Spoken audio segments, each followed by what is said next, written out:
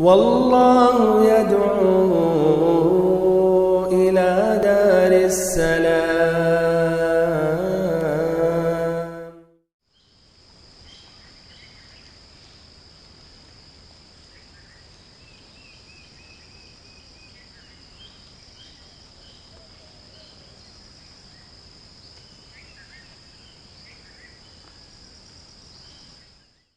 إن الحمد لله نحمده ونستعينه ونستغفره ونعوذ بالله من شرور أنفسنا ومن سيئات أعمالنا، من يهده الله فلا مضل له ومن يضلل فلا هادي له، وأشهد أن لا إله إلا الله وحده لا شريك له، وأشهد أن محمدًا عبده ورسوله. أما بعد، فإن خير الحديث كتاب الله، وخير الهدي هدي محمد صلى الله عليه وسلم، وشر الأمور محدثاتها، وكل محدثة بدعة، وكل بدعة ضلالة، وكل ضلالة في النار.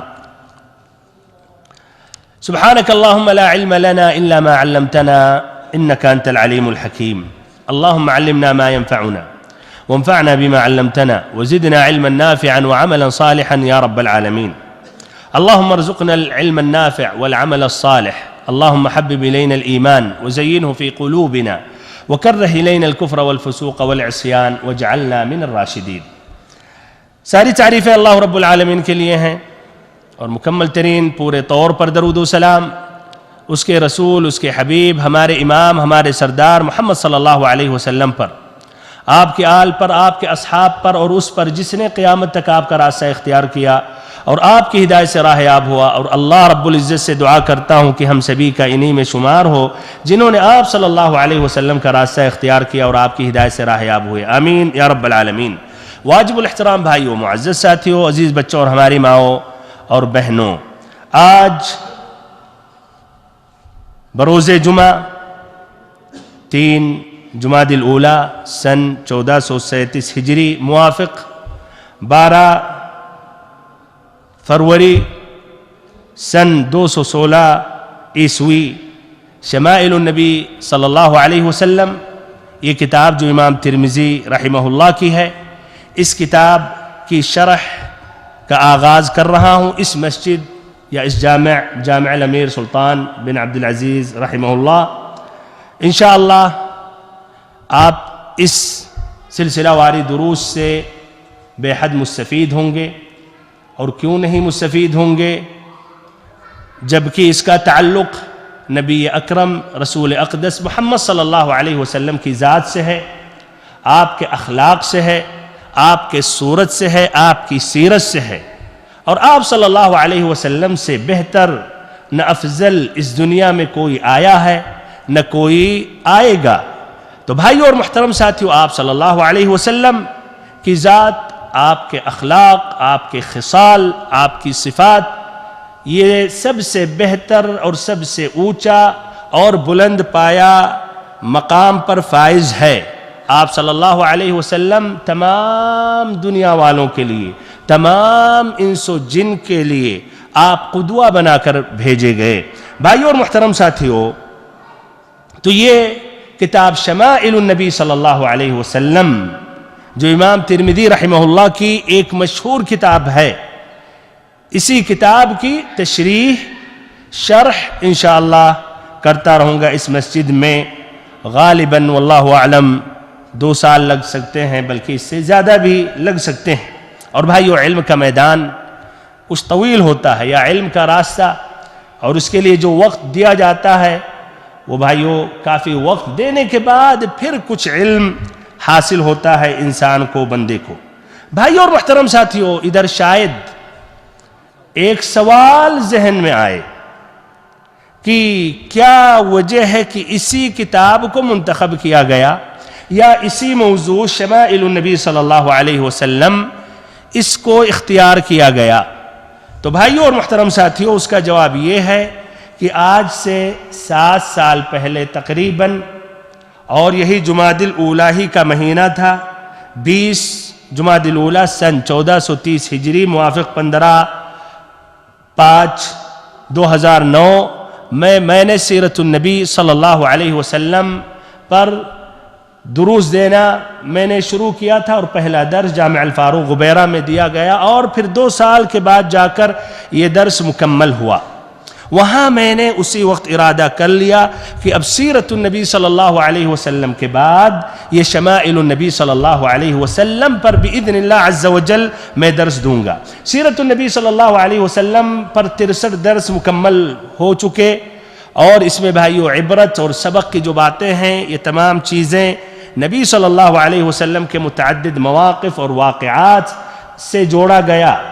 تو بھائیو اس کے بعد اس لیے یہ شمائل نبی صلی اللہ علیہ وسلم کی اہمیت ظاہر ہوئی، اس لیے کہ بھائیو سیرت النبی صلی اللہ علیہ وسلم جو سنتا ہے یا پڑھتا ہے، خصوصاً العہد المدنی یعنی مدنی جو زندگی ہے، تو بہت سے لوگوں کے ذہنوں میں یہ بات آتی ہے کہ یار سیرت النبی صلی اللہ علیہ وسلم کی مدنی زندگی یہ تو جنگ اور قتال اور لڑائی سے بھری ہوئی ہے، غزوہ بدر، پھر غزوہ احد، خندق، پھر ایسے ہی یہی الاحزاب، پھر ایسے ہی غزوہ تبوک، اس کے علاوہ متعدد سرایا۔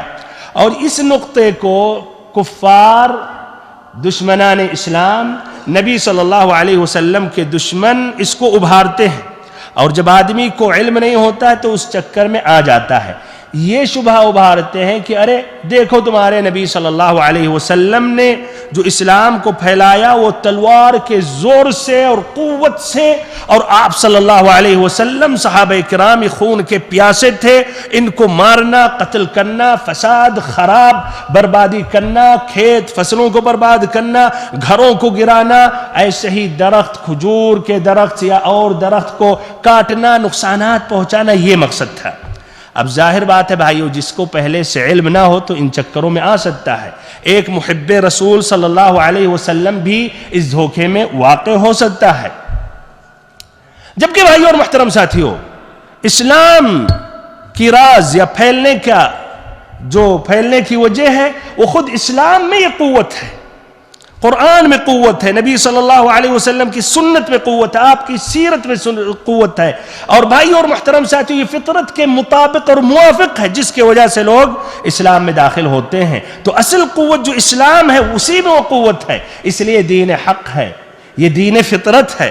تو بہرحال بھائی اور محترم ساتھیو، میں اس طرح ادھر دو باتیں میں ذکر کر رہا ہوں، دو حقیقتیں آپ کے سامنے بیان کر رہا ہوں۔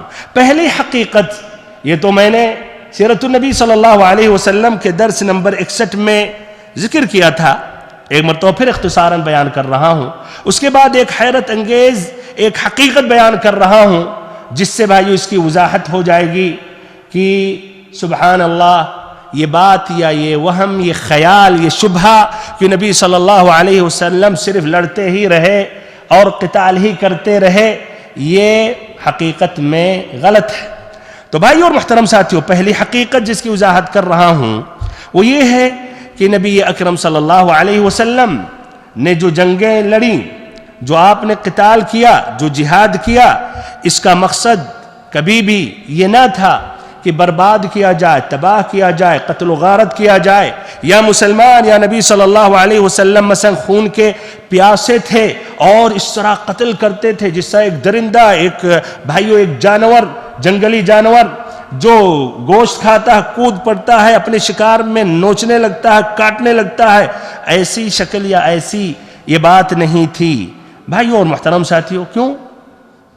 دلیلیں پیش کر رہا ہوں، عقلی دلیلیں پیش کر رہا ہوں۔ آپ دور جاہلیت کی جنگ پر نظر دوڑائیں، پھر دور حاضر کی جنگوں پر نظر دوڑائیں۔ دور جاہلیت میں جو جنگیں ہوتی تھی بھائیو، معمولی بکواس وجہ کے سبب سے جنگ شروع ہو جاتی تھی، پھر 10 سال یہ جنگ جاری رہتی تھی۔ علی سبیل المثال، قبیلے بکر اور تغلب میں ایک جنگ شروع ہوئی، جو جنگ البسوس کے نام سے دور جاہلیت میں مشہور ہے۔ یہ بھائیو سن 494 عیسوی میں شروع ہوئی، 40 سال تک یہ جنگ جاری رہی۔ کتنے سال تک؟ 40 سال تک۔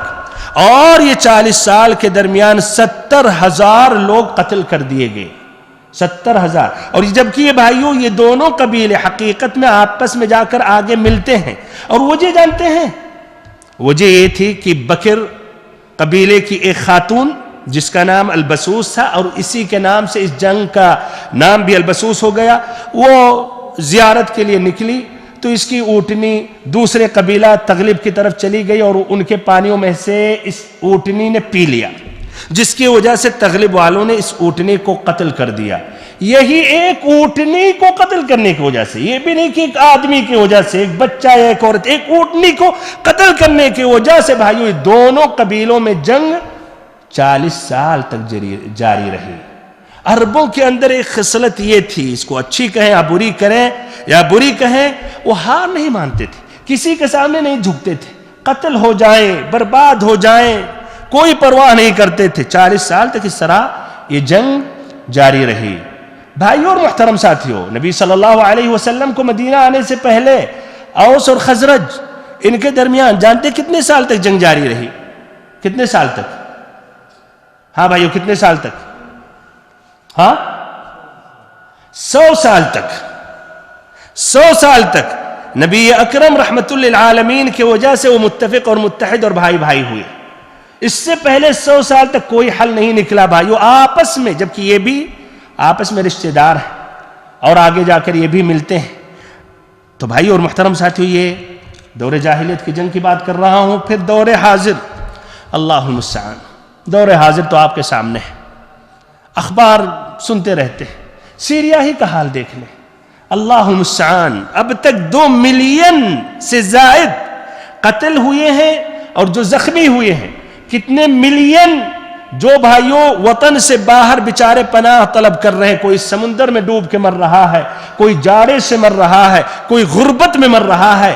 یہ دیکھیے آج اس دور کی جنگ 2 ملین تک یہ قتل جو کیے گئے ہیں، تقریباً قتل جو کیے گئے ہوں گے وہ 3 لاکھ سے اوپر، اور اللہ ہی تعالی بہتر جانے کون پورا حساب اور کتاب ان کا لے، کون جانے ایک پورا یعنی بالدقہ اور یا بالضبط کتنے ہوئے۔ المہم اس طرح کئی لاکھ بلکہ کئی ملین وہ وطن سے باہر ہوئے۔ بھائیو اور محترم ساتھیو، ایسے ہی آپ دوسری جنگ عظیم جو ہوئی تھی، اس میں کتنے قتل کیے گئے؟ 70 ملین، جس میں فوجی جو مارے گئے 17 ملین، 70 اور یہاں 17 ملین۔ اور آپ سبھی اچھی طرح جانتے ہیں ہیروشیما اور ناگاساکی کے ساتھ ان کے اوپر کیا گزری اور کس طرح بم سے تباہ کیا گیا بے گناہوں کو، سب کو۔ جبکہ اسلام میں آئے گا، اسلام ابھی ذکر کر رہا ہوں، دیکھیں سبحان اللہ، مقارنہ کیجئے، ایک ظالم کیسے منہ بھرے ہوئے نبی صلی اللہ علیہ وسلم پر تہمت باندھتا ہے، مسلمانوں پر کہتا ہے کہ یہ دہشت گرد ہیں، جبکہ ابھی بتاتا ہوں کہ نبی صلی اللہ علیہ وسلم کے زمانے میں کتنے قتل ہوئے۔ بھائیو اور محترم ساتھیو، پہلی جنگ جو ہوئی عظیم، اس میں 8 ملین قتل کیے گئے۔ بہرحال بھائیو، نبی صلی اللہ علیہ وسلم کے بارے میں یہ تہمتیں باندھتے ہیں اسلام کے بارے میں، جبکہ وہ نبی اکرم رحمت للعالمین اپنے کمانڈروں کو یہ وصیت کر کے بھیجتے تھے۔ مثلا السنن الکبریٰ البیہقی کی یہ روایت ہے، مجلد 9 پیج نمبر 91 آپ صلی اللہ علیہ وسلم جو مؤتہ کے لیے نکلے زید بن حارثہ رضی اللہ عنہ، ان سے اور پوری فوج سے کہہ رہے ہیں لا تقتلوا امرأة ولا صغیرا ولا کبیرا فانیا، نہ کسی عورت کو قتل کرنا، نہ کسی بچے کو قتل کرنا، نہ کسی بوڑھے آدمی کو قتل کرنا، ولا تقطعن شجرة، نہ ایسے ہی کوئی درخت گرانا کاٹنا، ولا تعقرن نخلا، ایسے ہی کھجور کے درخت کو بھی گرانا یا کاٹنا یا جلانا نہیں، ولا تہدموا بیتا، نہ کوئی گھر مثلا گھر والوں پر یا ایسے ہی بغیر سبب اس کو گرا دینا، نہیں گرانا۔ ایسے یہی ابو بکر رضی اللہ عنہ خلفائے راشدین کی بھی وصیت رہی بھائیو۔ اور سبحان اللہ، کچھ باحثین نے بھائیو ذکر کیا، آپ تعجب کریں گے، یہ اب ذکر کر رہا ہوں، دیکھیں نبی صلی اللہ علیہ وسلم کے زمانے میں کتنے قتل کیے گئے اور پھر مقارنہ کریں۔ یہ ایک واحد ہے، ایک دکتور عماد صاحب، انہوں نے یہ سمجھیے یہ تحقیق کی ہے، کہتے ہیں کہ میں نے نبی صلی اللہ علیہ وسلم کی سیرت میں جو جتنے غزوات واقع ہوئے اور ایسے ہی سرایا، غزوہ اور سریہ میں یہ فرق ہے، غزوے میں خود نبی صلی اللہ علیہ وسلم شریک رہتے تھے اور سریہ آپ نہیں اور صحابہ کرام کو بھیجتے تھے، اور بھائیو کل تعداد بتائی جاتی ہے غزوات النبی صلی اللہ علیہ وسلم کی کتنی ہے؟ 27، اور سرایا کی تعداد 38، تو ٹوٹل کتنے ہو جائیں گے؟ یا 25 کہا جاتا ہے غزوات، اس سے ٹوٹل 63-65 ہو جاتے ہیں۔ پوری تحقیق، پورا جائزہ لینے کے بعد، اور انہوں نے تعداد کچھ بڑھانے کی کوشش کی، جہاں مثلا ایک جنگ میں 2 اقوال ہے کہ یہاں اتنے مرے گئے، ادھر کسی نے کہا نہیں کم مرے، تو انہوں نے زیادہ تعداد والے کو لیا اگر وہ دوسری روایت ضعیف ہے، سمجھ رہے ہیں؟ تو تعداد یعنی کہ گھٹانے کی انہوں نے کوشش کی۔ روایات ضعیفہ میں جہاں بتایا گا کہ نہیں بہت ہی کم مارے گئے تو اس کو انہوں نے نہیں لیا، وہ جو روایات جو زیادہ صحیح ہیں جس میں زیادہ تعداد بتائی گئی اس کو انہوں نے لیا۔ تو اس طرح ٹوٹل بھائیو آپ کیا رائے، کتنے مدنی زندگی میں، کتنے ان جنگوں میں، ان سرایا میں جو 63 یا 65 جنگ اور ایسے ہی غزوات اور ایسے ہی سرایا بھیجے گئے، کتنے قتل ہوئے ہوں گے؟ کیا رائے بھائیو، کوئی اندازہ بتا سکتا ہے؟ ہاں، کسی کے پاس جواب نہیں ہے؟ اچھا چلیے تو میں ذکر کر رہا ہوں کہ بھائیو 262 مسلمان شہید ہوئے، صرف 262 مسلمان شہید ہوئے پورے غزوات اور سرایا اور جنگ میں، اور اس کے بالمقابل دشمنوں میں سے جو مارے گئے 1022، اس طرح ٹوٹل ہو گئے 1284۔ اس طرح پرسنٹ سے آپ حساب اگر لگانا چاہیں یا پرسنٹ نکالنا چاہیں تو جتنے لوگ شریک ہوئے اس معارک میں مسلمانوں میں سے، جتنی جو کل تعداد رہی یہ لشکر اور ان جیوش کی، تو اس میں بھائیو صرف 1% مسلمان قتل کیے گئے یا شہید ہوئے، اور اس کے بالمقابل مشرکین کفار میں جو جنگوں میں شریک رہے اپنے لشکروں میں، اس میں 2%، یعنی ٹوٹل دونوں فریقین کے درمیان اگر آپ پرسنٹ نکالیں تو کتنا ہو جائے گا؟ 1.5%، 1.5% بس۔ 1.5 کی کیا حقیقت ہے بھائی؟ اس سے زیادہ آج ایکسیڈنٹ سے مر جاتے ہیں، اس سے زیادہ اور بیماریوں میں لوگ تباہ ہو جاتے ہیں، تو 1.5% بس۔ اچھا پھر اس کے بعد یہی ڈاکٹر صاحب کہہ رہے ہیں دوسری جنگ عظیم میں 15 ملین 6 لاکھ سپاہی یا فوجی مارے گئے، یا دوسری جنگ میں پھر سے 15 ملین 6 لاکھ فوجی شریک رہے، اور قتل جو کیے گئے پورے دوسری جنگ میں نے تو بھی ایک احصائیہ ذکر کیا 70 ملین، یہ بیان کر رہے ہیں کم ہی، کہہ رہے ہیں 54 ملین، اور ایسے ہی 8 لاکھ یعنی تقریباً 55 ملین قتل کیے گئے۔ جانتے ہیں یعنی کتنے پرسنٹ زیادہ؟ جتنی فوج اس سے 3 گنا زیادہ لوگ مارے گئے، یعنی 351% لوگ مارے گئے۔ یعنی صرف فوجی نہیں قتل کیے جا رہے، عام لوگ، بچے، عورتیں، بوڑھے، جن کا کوئی عمل دخل نہیں ہے۔ کیوں؟ اس لیے اس دور کی جنگ بھائیوں پورے شہروں کی تباہ کر رہی ہے، پورے ملک کی تباہی کے لیے سب کو مار رہی ہے، بم گرا رہے ہیں، اور اس کی وجہ سے یا اس کے ذریعے مارے جا رہے بے گناہ۔ اس طرح دیکھیے 351% لوگ مارے گئے، اور نبی صلی اللہ علیہ وسلم کے زمانے میں مسلمان غیر مسلمان 1.5%۔ تو اے ظالموں ذرا سوچو دہشت گردی کہاں ہے؟ دہشت گرد کون ہے؟ بہرحال بھائیو پہلی حقیقت تھی، یہ واضح کرنا تھا۔ دوسری حقیقت یہ ہے، اس کو غور سے سنیں، نبی صلی اللہ علیہ وسلم کے کل غزوات 27 تھے۔ کتنے تھے؟ کل 27۔ مدنی دور میں جب آپ سیرت پڑھیں گے تو ایسا محسوس ہوتا کہ شروع سے آخر صرف غزوے پر غزوہ، معرکہ پر معرکہ۔ کیوں؟ اس لیے بھائی سیرت میں اہم جو وقائع ہیں، اہم وقائع کو بیان کرتے ہیں، تو بہت سی چیزوں پر وہ تفصیل میں نہیں جاتے ہیں۔ تو بھائیو کل غزوات کتنے تھے؟ 27 غزوہ، اور ٹوٹل کتنے دن نبی صلی اللہ علیہ وسلم ان غزوات کی وجہ سے مدینہ سے باہر رہے؟ صرف 435 دن، صرف 435، یہ بھی زیادہ سے زیادہ اگر حساب لگائیں 435 دن. ایسے ہی سریہ اس کی تعداد 50 بھی بتاتے ہیں، زیادہ زیادہ کچھ 38 بتاتے ہیں، 50 پکڑ لیں آپ. اس میں بھائیوں کتنے دن لگے جو یہ سرایہ باہر رہے، یعنی فوجی مہمات کے لیے نکلے؟ 350 دن. تو ٹوٹل دونوں جوڑیں گے آپ 435 اور 350 تو کتنے ہو جائیں گے؟ 700. ہاں بھائیو 785 ہو جائے گا. 785 دن یہ ٹوٹل ہو گئے. اب پوری نبی صلی اللہ علیہ وسلم کی نبوت کی مدت سے دیکھیں گے تو صرف 7% اس طرح یہ فوجی مہمات کے لیے آپ صلی اللہ علیہ وسلم نکلے یا اور صحابہ کرام کو آپ نے بھیجا. صرف کتنا پوری زندگی بعثت نبوت کی مدت میں 7%، جس میں 4% فقط آپ صلی اللہ علیہ وسلم نکلے اور 3 اور لوگوں کو آپ نے بھیجا. اب اس سے کیا حقیقت، کیا بات کہنا چاہ رہا ہوں؟ یہ کہنا چاہ رہا ہوں کہ بھائیوں اس طرح نبی صلی اللہ علیہ وسلم کا اور وقت اور آپ کی محنت اور آپ کا جد و جہد کس میں گزرا، کس میں آپ نے محنت کی لگائی؟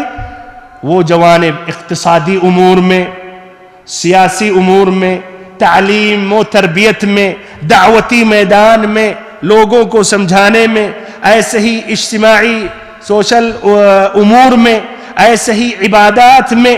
تو یہ تمام امور آپ صلی اللہ علیہ وسلم کی زندگی میں اس کا بھائیو زیادہ غلبہ رہا اور زیادہ آپ صلی اللہ علیہ وسلم ان تمام امور میں مصروف رہے. تو بھائیو اور محترم ساتھیو، یہ اب کہنا چاہ رہا ہوں اس لیے کہ سیرت النبی صلی اللہ علیہ وسلم سے اس طرح بہت سی باتیں خافی رہتی ہیں، چھپی رہتی ہیں یا واضح نہیں ہو پاتی ہیں، تو انشاءاللہ اس کی وضاحت امام ترمذی کی اس کتاب شمائل النبی صلی اللہ علیہ وسلم کے ذریعے سے کرنے کی کوشش کر رہا ہوں. اللہ تعالی ہمیں اور آپ کو توفیق دے، ہم سبھی کے دلوں میں اللہ تعالی خلوص پیدا کرے، اخلاص پیدا کرے اور ہم سبھی کو علم نافع عطا کرے، پھر صحیح عمل کرنے کی توفیق دے. بھائیو اور محترم ساتھیو، تو یہ کتاب شمائل النبی صلی اللہ علیہ وسلم کی تشریح کروں گا. اب واضح کر رہا ہوں شمائل کا معنی کیا ہے. الشمائل یا شمائل النبی صلی اللہ علیہ وسلم ایک یہ اصطلاح اب ہو چکا ہے، ایک اصطلاح. الشمائل ایک لفظ میں اس کے مخصوص معنی اور مطلب ہوتے ہیں. تو الشمائل سے مراد کیا ہے، یہ وضاحت کرنے سے پہلے بھائیو یہ بتاؤں کہ سنت یا حدیث کی تعریف کیا ہے. سنت یا حدیث کا معنی مطلب کیا ہے؟ تو سنت یا حدیث کا معنی مطلب یہ ہے وہ چیز جو نبی صلی اللہ علیہ وسلم کی طرف نسبت کی گئی ہو، چاہے وہ قول ہو یعنی نبی صلی اللہ علیہ وسلم کا قول ہو، یا نبی صلی اللہ علیہ وسلم کا فعل ہو، عمل ہو، یا تقریر ہو یعنی کسی بھی وقت کسی بھی مسئلے میں آپ نے خاموشی اختیار کی ہو، یا وصف خلقی ہو یا خلقی نبی صلی اللہ علیہ وسلم کی صفت بیان کی گئی ہو، چاہے اس کا تعلق خلقی سے ہو، خلقت سے ہو، آپ کے صورت سے ہو جس طرح اللہ نے آپ کو بنایا، یا آپ کے خلق یعنی اخلاق سے، سیرت سے ہو. یہ بھائیو جو آخری باتیں ہیں وصف خلقی اور خلقی، اسی کو الشمائل کہا جاتا ہے. تو شمائل میں دو باتیں داخل ہیں. آپ صلی اللہ علیہ وسلم کی صورت جو اللہ رب العزت نے نہایت ہی خوبصورت، نہایت ہی حسین اور نہایت ہی بہتر بنایا تھا. اور بھائیو ادھر ابھی سوال کروں گا کہ نبی صلی اللہ علیہ وسلم زیادہ خوبصورت تھے یا یوسف علیہ السلام؟ اس کی بھی وضاحت کرتا رہوں گا یا کروں گا بھی. تو بھائیو یہ خلقی، یہ صورت، اور پھر ایسے ہی آپ صلی اللہ علیہ وسلم کا اخلاق یعنی سیرت، تو یہ دونوں کا نام یہی الشمائل ہے. تو اس طرح مراد واضح ہوگا، شمائل یعنی صورت اور سیرت نبی اکرم نبی اقدس صلی اللہ علیہ وسلم کی. بھائی اور محترم ساتھیو، اس میں ایک عمدہ کتاب، پرانی کتاب یا کہیے سب سے پہلے جس طرح ایک مکمل طور پر جنہوں نے لکھا وہ امام ترمذی رحمہ اللہ ہے، جن کا انتقال سن 279 میں ہوئی، تو اسی کتاب کو منتخب کیا گیا اس موضوع کو مکمل طور پر، یا مکمل تو نہیں کہہ سکتے، علم ایک دریا ہے، یعنی کافی حد تک واضح کرنے کے لیے اس کتاب کو منتخب کیا گیا۔ بھائیو محترم ساتھیو، اب وہ سوال، نبی اکرم صلی اللہ علیہ وسلم زیادہ خوبصورت ہے یا یوسف علیہ السلام؟ کیا رائے ہے؟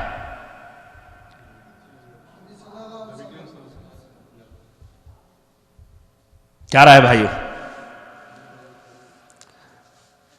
اچھا، لا شک یوسف علیہ السلام نہایت ہی حسین و خوبصورت، نبی صلی اللہ علیہ وسلم بھی، اور صحیح جو مسئلہ، نبی اکرم صلی اللہ علیہ وسلم ہمارے اور آپ کے نبی یوسف علیہ السلام سے بھی زیادہ خوبصورت اور حسین تھے، لیکن فرق یہ تھا کہ سبحان اللہ یوسف علیہ السلام کی خوبصورتی یا جمال میں وہ بات تھی کہ عورتیں یعنی فتنے میں واقع ہو جاتی تھیں، صبر نہیں کر پاتی، اور نبی صلی اللہ علیہ وسلم کو اللہ رب العزت نے اس بات سے محفوظ کیا۔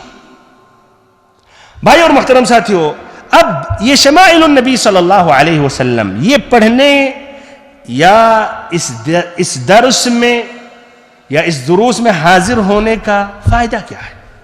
اس میں کیا فائدے حاصل ہوں گے ہمیں اور آپ کو؟ تو بھائی اور محترم ساتھیو، متعدد فائدے ہیں۔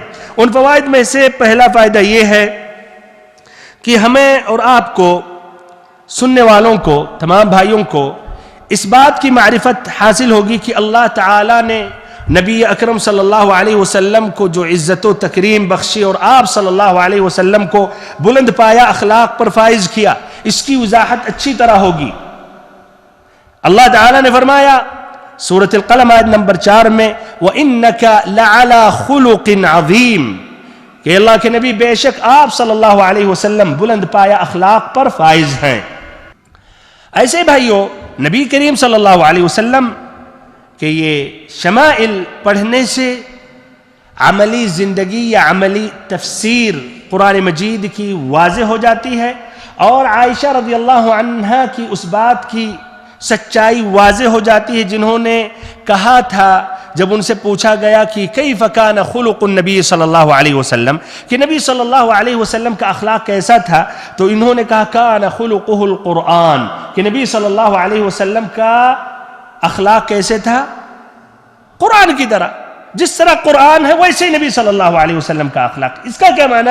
اس کا معنی مطلب یہ ہے جو کچھ اللہ تعالیٰ نے حکم دیا قرآن میں آپ صلی اللہ علیہ وسلم عمل کرتے تھے، جس سے اللہ نے قرآن میں روکا اس سے دور رہتے تھے، اور ایسے ہی حقیقت میں نبی صلی اللہ علیہ وسلم مکمل طور پر قرآن کی تطبیق کرتے تھے، تشریح کرتے تھے، توضیح کرتے تھے، بیان کرتے تھے، اور ایسے ہی عمل کرتے تھے۔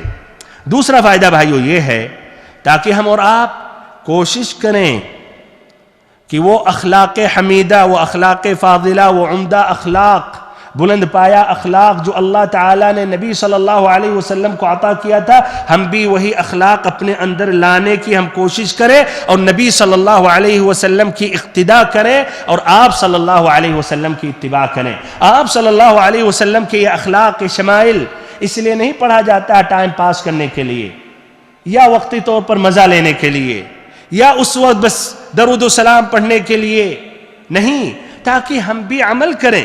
اللہ تعالیٰ نے نبی صلی اللہ علیہ وسلم کو کس مقصد کے لیے بھیجا؟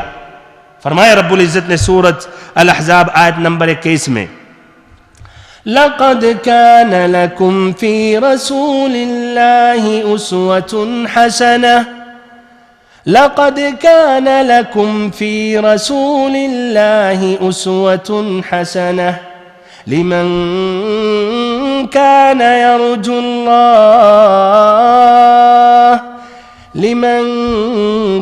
يرجو الله واليوم الآخر وذكر الله كثيرا، کہ یقیناً تمہارے لیے تم سبھی کے لیے لقد كان لكم فی رسول اللہ صلی اللہ علیہ وسلم میں عمدہ نمونہ موجود ہے تم سبھی کے لیے. نبی کریم صلی اللہ علیہ وسلم کی زندگی میں عمدہ نمونہ موجود ہے. آپ صلی اللہ علیہ وسلم قدوہ حسنہ ہیں، اسوہ حسنہ ہیں.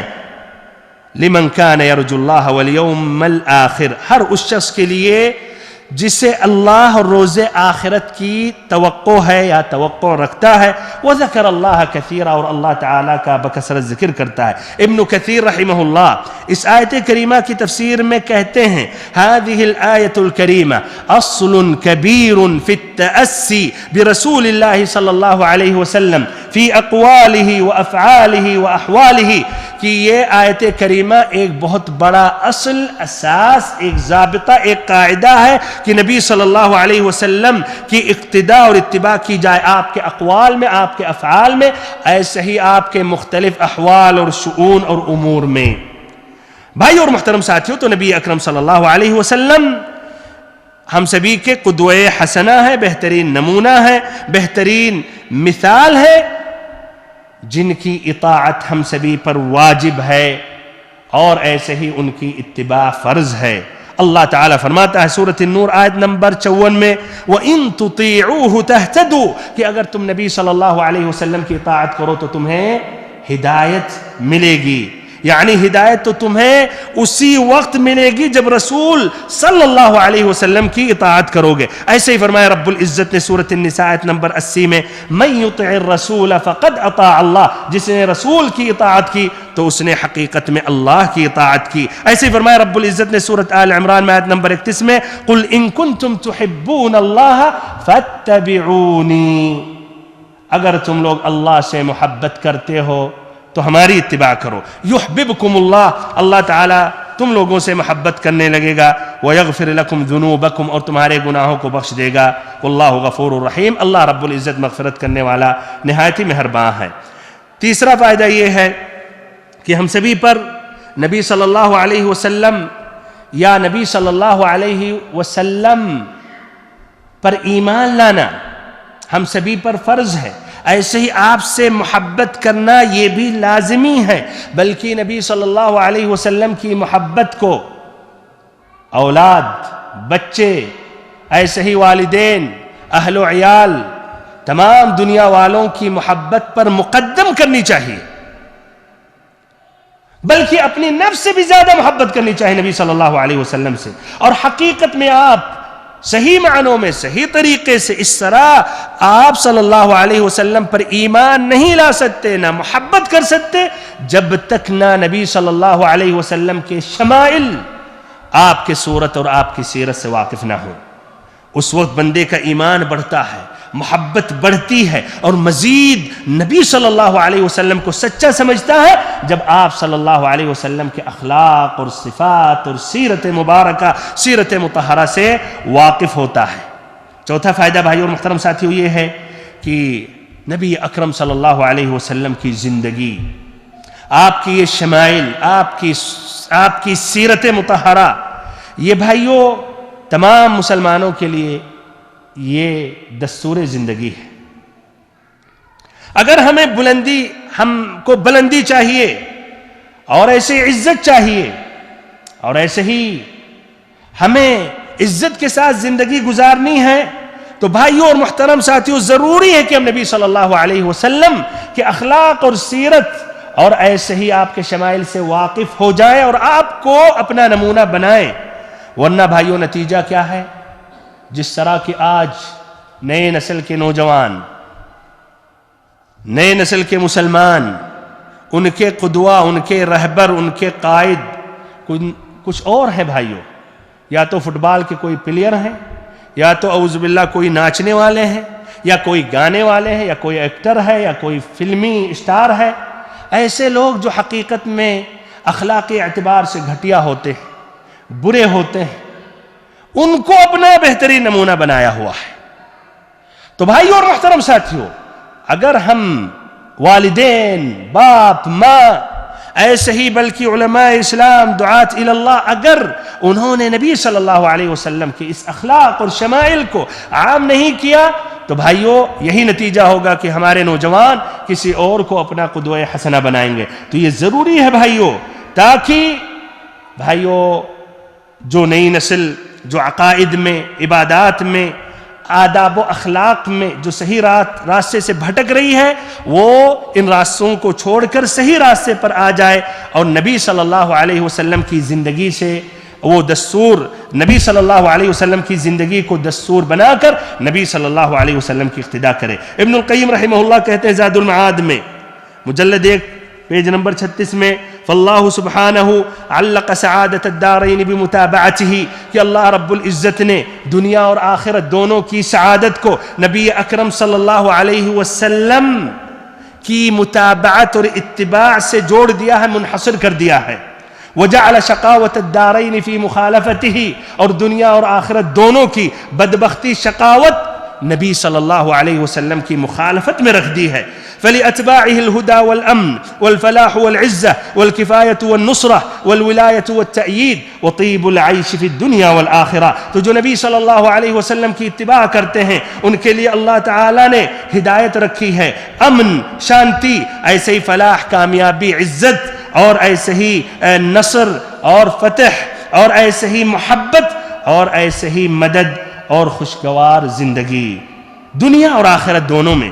وَلِمُخَالِفِيهِ الذِّلَّةُ وَالصَّغَارُ وَالْخَوْفُ وَالضَّلَالُ وَالْخِذْلَانُ وَالشَّقَاءُ فِي الدُّنْيَا وَالْآخِرَةِ، اور جو نبی صلی اللہ علیہ وسلم کی مخالفت کرتے ہیں ان کے اوپر ذلت، کمتری، ایسے ہی خوف، گمراہی، رسوائی اور بدبختی لکھ دی ہے دنیا اور آخرت دونوں میں۔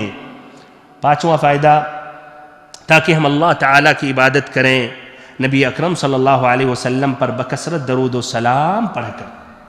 جب ایسی مجلسوں میں رہیں گے، نبی صلی اللہ علیہ وسلم کی سیرت بیان کی جا رہی ہے، آپ کی صورت بیان کی جا رہی ہے، حدیثیں نقل کی جا رہی ہیں، تو بار بار ہم درود و سلام پڑھتے رہتے ہیں۔ نبی صلی اللہ علیہ وسلم نے کہا، نبی صلی اللہ علیہ وسلم نے کہا۔ اور بھائیو شروع مجلس سے لے کر اب تک اگر غور و فکر کریں تو کتنی مرتبہ ہم سبھی نے مل کر نبی صلی اللہ علیہ وسلم پر درود و سلام پڑھا۔ یہ ایک عبادت ہے جس طرح کہ اللہ تعالیٰ نے اس کا حکم دیا، نبی صلی اللہ علیہ وسلم نے بھی۔ مسلم کی روایت ہے ابو ہریرہ رضی اللہ عنہ سے کہ آپ صلی اللہ علیہ وسلم نے فرمایا، من صلی علیہ واحدۃ صلی اللہ علیہ عشرا، جس نے مجھ پر ایک مرتبہ صلاۃ بھیجا اللہ تعالیٰ اس پر 10 مرتبہ صلاۃ بھیجتا ہے۔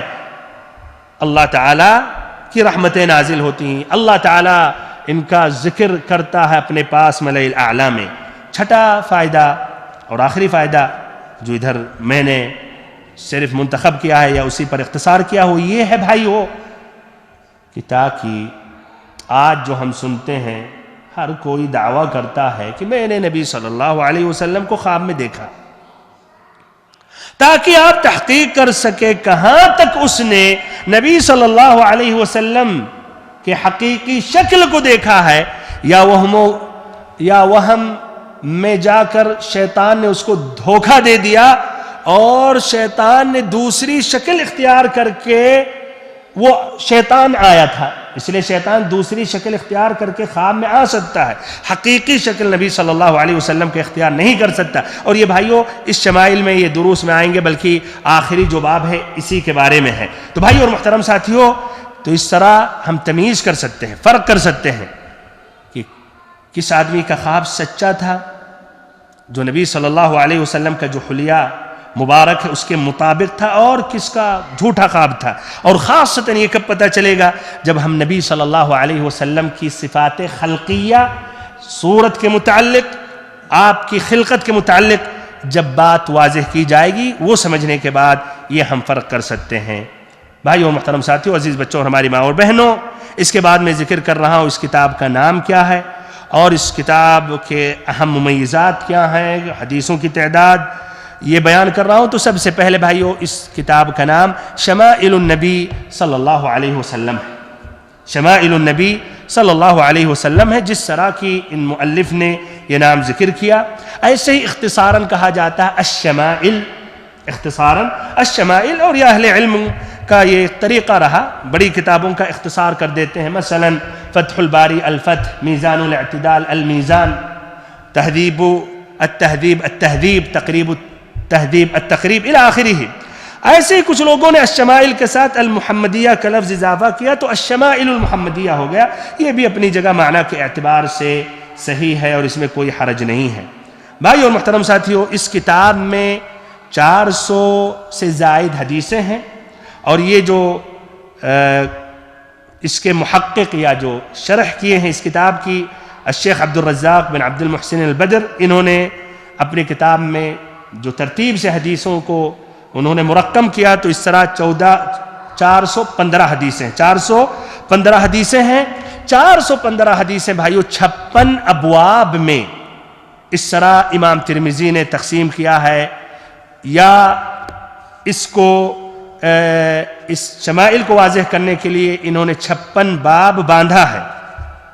یہ 56 جو باب ہیں بھائیو، اس میں اختصاراً اگر ذکر کرنا چاہوں میں تو مثلا پہلا جو باب آئے گا انشاءاللہ آئندہ ملاقات میں، باب ما جاء فی خلق رسول اللہ صلی اللہ علیہ وسلم، نبی اکرم صلی اللہ علیہ وسلم کا حلیہ مبارک کے متعلق، پھر ایسے ہی دوسرا باب مہر نبوت، پھر سر کے بال کے متعلق، پھر بالوں میں کنگھا کرنے کا، پھر ایسے ہی سفید بال کے متعلق، پھر خضاب، پھر سرما، پھر لباس، پھر ایسے ہی نبی صلی اللہ علیہ وسلم کی معیشت گزر بسر کے متعلق، پھر موزوں کے متعلق، پھر نعلین جوتا کے متعلق، پھر انگوٹھی کے متعلق، پھر ایسے ہی بھائی اور محترم ساتھیوں انگوٹھی کو دائیں ہاتھ میں نبی صلی اللہ علیہ وسلم پہنتے تھے اس کے متعلق، تلوار کے متعلق، زرہ کے متعلق، خود کے متعلق، ایسے پگڑی کے متعلق، لنگی کے متعلق، نبی صلی اللہ علیہ وسلم کی رفتار چلنے کے وقت اس کے متعلق، قناع سر مبارک کے کپڑے کا بیان، ایسے ہی بیٹھنے نشست کے متعلق، تکیہ کے متعلق، ایسے ہی کسی کے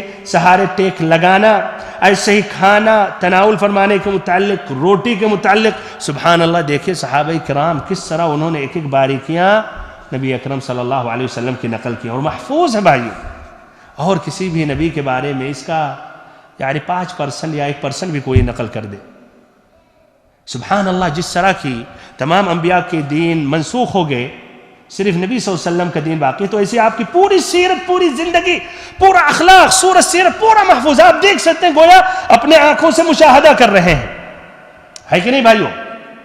اور ایسے ہی سبحان اللہ تمام انبیاء کرام کی قبریں بھی، وہ جگہیں کہاں ہیں کسی کو نہیں معلوم، نبی صلی اللہ علیہ وسلم کی قبر کی جگہ باقی ہے، جس طرح آپ کی دین باقی ہے، گویا ایک معجزہ ہے، اور پورے امت یا پورے دنیا والوں کو بتانے کے لیے کہ یہ رسول حق، یہ رسول جو برحق ہیں، ان کا دین باقی ہے، جس طرح یہ قبر، یہ جگہ بھی ان کی معروف ہے، اور تمام انبیاء کے قبور کی جگہ کوئی نہیں کہہ سکتا، ہاں جس کو کہنا ہاکنا وہ ہاک سکتا ہے، لیکن کوئی ثبوت نہیں ہے، جس طرح ان کے ادیان منسوخ ہو گئے۔ بہرحال بھائی اور محترم ساتھیوں، پھر ایسے ہی سالن کے متعلق، کھانے کے وقت وضو کا ذکر، پھر ایسے ہی نبی صلی اللہ علیہ وسلم کی دعا کھانے سے پہلے، کھانے کے بعد، پھر نبی صلی اللہ علیہ وسلم کے پیالہ کے متعلق، ایسے ہی پھلوں کے متعلق، پھر ایسے نبی صلی اللہ علیہ وسلم کے مشروبات، پھر ایسے ہی پینے کا طرز، خوشبو لگانے، گفتگو کیسی ہوتی تھی،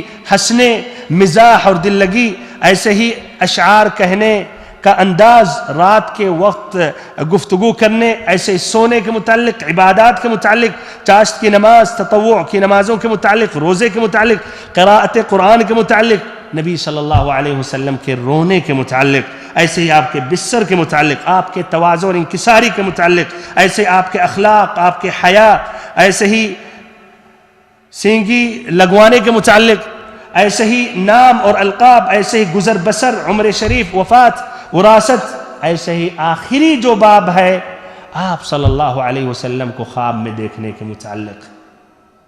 تقریباً ہر امتی کی یہ تمنا ہوتی، آنکھوں سے نہیں دیکھا، عیاناً یا قضتاً نہیں دیکھا، تو خواب میں تو نبی صلی اللہ علیہ وسلم کی زیارت ہو جائے، تو اس کے بھی متعلق ہے بھائیوں اور محترم ساتھیوں۔ اس طرح یہ متعدد 56 ابواب کو ہم اگر تقسیم کرنا چاہیں تو اس طرح اس کے 6 اہم اقسام ہیں۔ پہلا قسم وہ روایتیں، وہ حدیثیں، وہ ابواب جس کا تعلق نبی صلی اللہ علیہ وسلم کی ظاہری وضع و قطع کے متعلق ہے، جیسے خضاب، سرما، لباس، نعلین، تلوار، پگڑی۔ ایسے ہی دوسری قسم جس کا تعلق روزمرہ کے دن سے ہے، آپ صلی اللہ علیہ وسلم کے گزر بسر، کھانے پینے سونے۔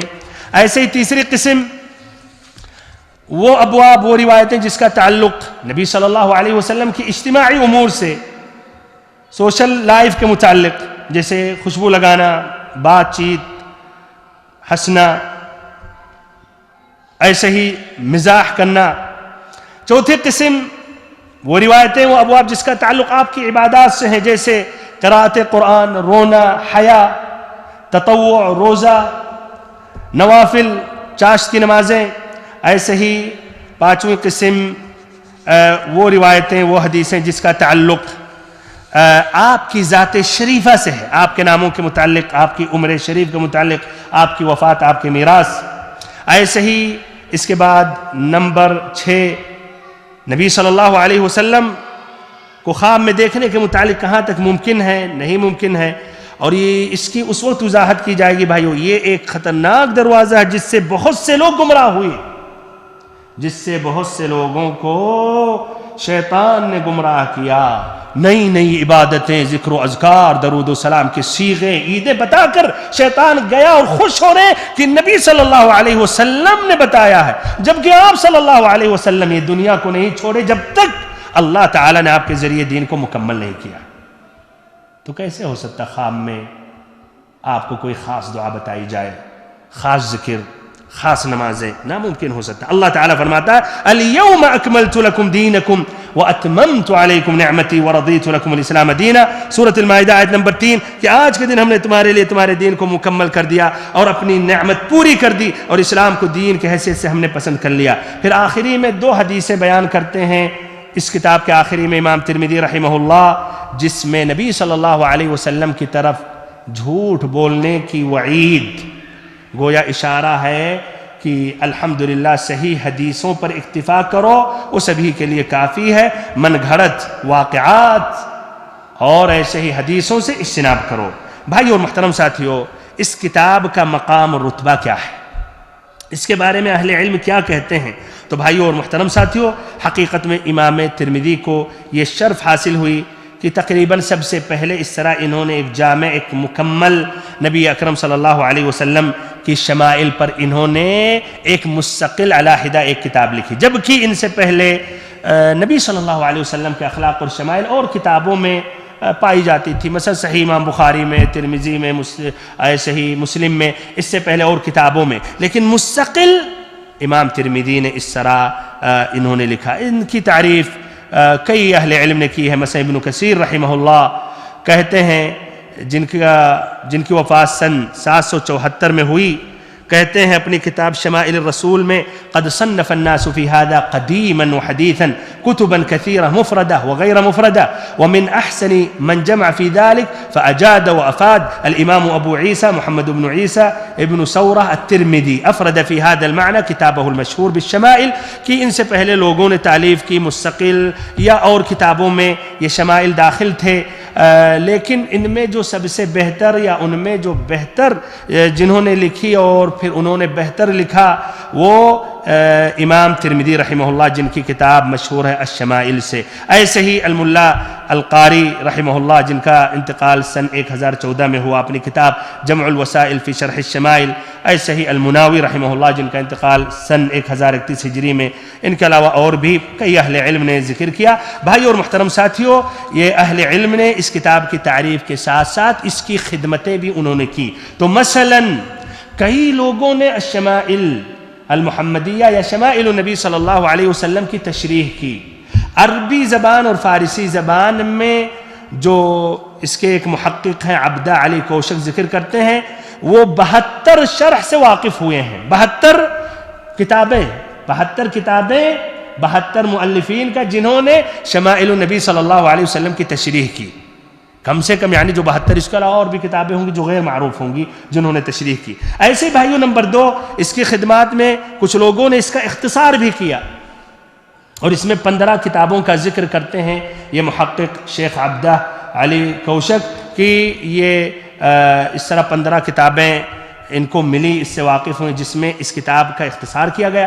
ایسے ہی کچھ اہل علم نے اس کے جو رجال الاسناد ہیں ان کے بارے میں الگ انہوں نے کتابیں لکھی۔ ایسے ہی بھائیوں کچھ لوگوں نے اس شمائل کو نظم، شعر میں انہوں نے نقل کیا، اور اس میں مثلا عربی میں ایک البونی کی ہے، جن کا انتقال سن 1139 میں ہوئی۔ اردو زبان میں بھائیوں جس کا نام بہار خلد ہے، جس میں اس شمائل کو شعر میں نقل کیا نظمن، وہ بھائیوں کفایت اللہ المراد آبادی کی۔ ایسے ہی ترکی بھی زبان میں اس کا نظم ہے، منظوم ہے، شعر ہے، جو مصطفیٰ ابن الحسین الحلبی نے یہ مثلا یہ نظم انہوں نے لکھی. ایسے ہی بھائیو اس کتاب کا ترجمہ بھی کئی زبانوں میں ہوا، اس میں اردو میں، ترکی میں، انگلش میں، فرانس زبان میں. اردو میں ایک سب سے بہترین جو ہے واللہ اعلم جنہوں نے جو شیخ عبدالصمد ریالوی نے اور شیخ منیر احمد وقار نے کی ہے، اور حدیثوں کی تخریج نصیر احمد کاشف نے کی ہے، جس کا عنوان ہے خصائل محمدی اردو شرح شمائل ترمذی. بھائی اور محترم ساتھیوں، امام ترمذی کا نہایت اختصار کے ساتھ ترجمہ کر رہا ہوں، اس لیے وقت مکمل ہو رہا. امام ترمذی مشہور امام ترمذی سے، ان کا نام ہے ابو عیسیٰ یا کنیت ہے، نام ہے ان کا محمد، ابو عیسیٰ محمد ابن عیسیٰ ابن ثورہ ابن موسیٰ السلمی الترمذی. ان کی پیدائش ہوئی سن 209 ہجری میں مدینت یا شہر ترمذ میں، جو نہر جیحون پر واقع ہے، جو اس دور میں کہیے ازبکستان کے جنوب ساؤتھ میں افغانستان کے سرحد پر واقع ہے. ایسے ہی امام ترمذی رحمہ اللہ کے بارے میں آتا ہے کہ یہ پیدائشی نابینا تھے. اللہ اکبر، پیدائشی نابینا تھے، تب بھی دیکھیے مقام اور رتبہ. اور کچھ ائمہ نے جیسے ذہبی رحمہ اللہ نے کہا نہیں، شروع میں نہیں اندھے یا نابینا نہیں تھے، بعد میں وہ اندھے یا نابینا ہوئے جب بکثرت مطالعہ لکھنا حدیث نبوی، اس چکر میں جا کر ان کی آنکھ کی بینائی گئی، تو بعد میں یہ نابینا ہوئے آخری عمر میں. بھائیو محترم ساتھیو، جس طرح کہ اس دور میں حدیث نبی صلی اللہ علیہ وسلم کی محبت میں، وہ بھی بھائیو صرف اللہ کی خاطر، کوئی اس پہ یعنی مکافأہ یا کچھ فائدہ نہیں، اس کے خاطر یہ بھی جس طرح اس دور میں ائمہ محدثین کئی شہروں میں داخل ہوئے اور بڑے بڑے ائمہ سے حدیثیں سنتے تھے، تو اس طرح یہ بھی خراسان، عراق، مکہ، مدینہ وغیرہ کا انہوں نے سفر کیا اور وہاں کے علماء سے انہوں نے حدیثیں لکھیں. ان کے متعدد مشائخ ہیں بھائیو. ایک مشہور شیخ ان کے کون ہیں؟ امام البخاری رحمہ اللہ. امام بخاری رحمہ اللہ ان کے مشہور شیخ ہیں، اور امام بخاری کے اقوال بکثرت جامع الترمذی میں نقل کرتے ہیں اور اپنی کتابوں میں نقل کرتے ہیں. سألت محمدًا عن هذا الحديث، ہم نے محمد سے سوال کیا اس حدیث کے بارے میں. مراد ہے محمد ابن اسماعیل ابن ابراہیم البخاری رحمہ اللہ.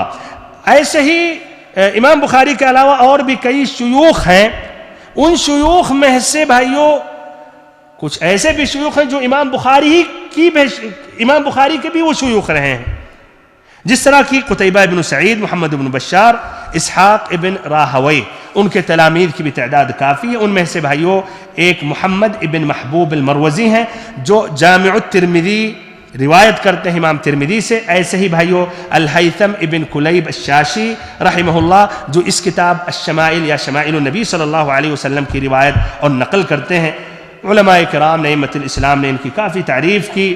بہرحال اس میں مثلا امام حاکم نقل کرتے ہیں عمر ابن علق سے کہ مات البخاری فلم يخلب بخراسان مثل ابی عیسیٰ فی العلم والحفظ والورع والزہد بکا حتی عمی وبقی ضریرا سنین. کہ امام بخاری رحمہ اللہ کے بعد ابو عیسیٰ کی طرح کوئی بھی خراسان میں نہیں رہا، علم میں، حفظ میں، ایسے ہی ورع تقوی میں اور زہد میں اس قدر یعنی روئے، اللہ کی خشیت میں یہاں تک کہ نابینا ہو گئے، اور کئی سال آخری زندگی میں اس طرح نابینا ہی رہے. بلکہ امام بخاری ان کے شیخ سے یہ منقول ہے بھائیو کہ کہتے امام بخاری من تفعت بک اکثر ممن تفعت بی، میں نے آپ سے اتنا استفادہ نہیں کیا ہے جتنا آپ نے مجھ سے استفادہ کیا ہے. میں نے آپ سے اتنا استفادہ نہیں کیا جتنا کہ آپ نے مجھ سے استفادہ کیا ہے.